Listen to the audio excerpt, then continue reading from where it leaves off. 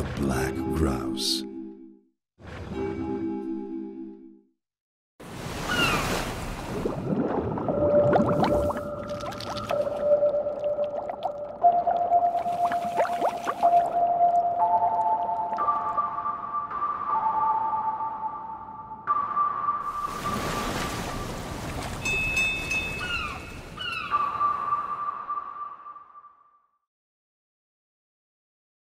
My name is Maeva Tordo. I am 26 years old and I am developing a startup accelerator in Europe and striving to take startups into CSR from the beginning in order to develop social entrepreneurship. I'm activating social entrepreneurship in business school because I believe that this is where the future leaders and managers are coming from. This business school is called ESCP Europe and is based in 5 cities in Europe, so in Paris, London, Madrid, Berlin and Torino. What we do is that we're helping students that are going out from the school and that want to build their startups. And we're helping them through mentoring, financing, having a place where to work, but especially we're trying to help them see where in their business model they can put some social impact. And what we do also is that we make Noise. This is an association I created. Noise means New Observatory for Social and Innovation Environment, works in French, not in English. The idea is that we want the student from business school to understand that they will have high competencies, they will have power to have impact, and that they have to use it with a criticized view on it. Because currently the way in business school the classes are taught are just the same than before. So if they are just continuing implementing what they learn, they will just continue the crisis in which we are. So they have to take the tools, but to be able to innovate with it and to change it. So we make noise towards the students, we make noise towards the teacher for them to invite within the classes innovators, and we make noise towards alumni, so people who are working now but who went through the school, for them to come back to the students and act as role models. So through MakeSense, which is another association, we are helping social entrepreneurs to go further in their project. So what we do is that we are 250 in the world and we are targeting social entrepreneurs in different countries, the one we think are good for the society. Then we are asking them, what is your challenge at the moment? Usually it's business challenge because social entrepreneurs are usually more social than entrepreneur. So we are asking them, what is your challenge? And it can be marketing challenge, can be design challenge, engineer challenge. They say what it is. We are working with them in order to understand better. And then we will gather 15 people who are good to solve this challenge, and we'll organize what we call a hold-up, because we call ourselves Gangsters, which is kind of a way to have a community with a branding name that makes people more happy about doing it because it's volunteering. And so we're organizing these hold-up, which are 2 hours brainstorming session with 15 people for one entrepreneur, and that solve the challenge and go forwards. At the end of the brainstorm, you have more than 100 ideas, 5 solutions, and a community that starts running around the entrepreneur. And we are sharing all the results of this brainstorm around the world in order to have a platform where you can share best practices and you can compare what's happening in Africa, what's happening in Asia, what's happening in the US. So that's pretty much what we do. Then the problem is about top-down. It's always the professor which is saying something to the students, and the student can't be wrong. He's wrong if he's not okay with the professor, and he can't say something new or have an opinion. That's why usually when strangers, foreigners are coming to the classes in France, they're always asking questions, and we are never asking questions because we can't be wrong. So we have to listen to the teachers, write it down, and that's all. So there is a lack of innovation, and there is a lack of practicity. The thing is that we're learning theories. Sometimes we have case studies that are from the 50s, and so then we are not able to implement what we're learning in the real life. And we realize that we are not the only one doing that. I met a guy from an engineering school, he was doing the same in his school. Another guy from medicine, he was doing the same in medicine, design, etc. So we gathered all together and we created a kind of super association called, in English would be the New Students. And our idea is to bring students together in order to crowdsource what they are thinking about education and what they would rather need in order to be stronger on the real world. And we are gathering like teachers and professors all together because we realize that they also were lost in innovation because they were like blocked by administration. And some professors who wanted to innovate couldn't because they have to like stick to the rule. And so we are like just joining together teachers and students to discuss what should be in education in the future. So the students we are targeting are between 20-25 and the startup between 25-30, but we really wanted to be also in contact with younger people. So we developed a competition called Change It Yourself, which is for students from 3 years old to 25 years old. The idea is that like because like we are kind of old, it's difficult for us to be in contact with young people, but we really wanted to open it for the first time in order to see what would happen in a class of 3 years old students. So the principle of the competition is like you have 3 elements to choose, a topic, a public, and a mean, so a tool. So the topic can be education, health, poverty. The public can be like parents, children, old people, orphans, and the tool can be a product, a service, or a communication campaign. And you have to mix 3 of them. The first one is that institutions, I think, are not able to innovate and take risk. So they are waiting for things to exist, to show that there is a proof that it can work, and then they are coming to it. But the problem is that like to make these things exist before they are coming, you need money, you need like support, and they don't give it because they are like kind of afraid. So I would love institutions to be more entrepreneurial and take more risk because they are the one who needs to have a vision. The other thing is like if we are just taking the business school from which I am, they are linked to the criteria, international criteria.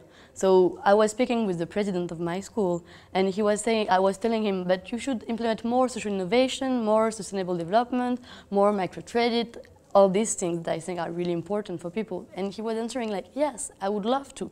But the thing is that if I want the school to stay on the top level, I need to fulfill criteria. And in these criteria, there is what? There is the money you are earning when you go out from the school. And there is kind of the international visibility of the school. But there is no criteria about social and environmental.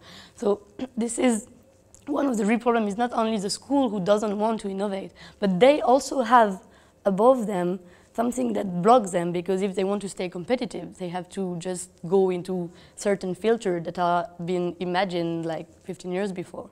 I think we also like leaders, like really in France in particular, like if you see the discussion during the election, okay, you will have like 3 candidates. In the end, no one is really taking decision or saying like, okay, my vision is that, I'm going this way. They're all more or less like hot and cold in order to get a bit of everyone, and so things are not going forward. My business school is European, so from the beginning we have Italians, we have Spanish, we have German, we have French and English, and we are all together during like 4 years of studies. So we were in the same groups working together, and in the end we didn't see any difference in between ourselves, except cultural difference that was classical with the German guy who will be real organized, the Italian one that will be like a bit more disorganized but will want to have good grades, the English one that will be towards like I need to make money, and the French one that will just wait and do everything at the end. But this is like just cultural, but in the other way, for us, like it's just normal to be working in Italy, working in Germany, working in France. Thanks to this school that is mixing up everything from the beginning, it was really easier. So I'm really for this type of programs, type of Erasmus, that needs to mix everybody all together. For instance, about startups. In Germany, you have a lot of middle startups, which mean like over 50 people in the startups. In France, it's like little, like we are like 2, 3, 10 maximum. So all this different scale in startups, for instance, depend on the country, and we have to learn a lot from the other countries in order like to, because it depends also on the context of your own country, but then you can understand, for instance, thanks to the accelerator we're building, we're going to Berlin and we're trying to understand, okay, how do you do to make like long-lasting startups and that become big companies. On the other way around, they come to us and they say, okay, how do you do to be so reactive and to have such a diversity in your startup that is just not only web, but that will be also biotech, culture, I don't know, like aliment, food, etc. I did a travel in San Francisco in order to see there how was the acceleration of startups and try to understand like why everybody wanted to go to the Silicon Valley.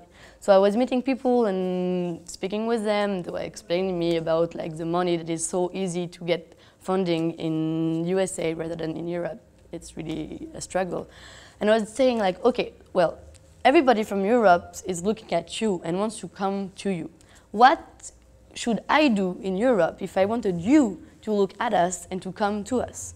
And they were like, but you know, your market is too small, you all have different languages, we don't know. And I said, okay, if I can give you a platform where your entrepreneurs can go to 5 cities in Europe and you can be in residence in these different cities that are like an ecosystem, meaning like they're speaking all together and I really like kind of won like the idea of Europe. Would you come?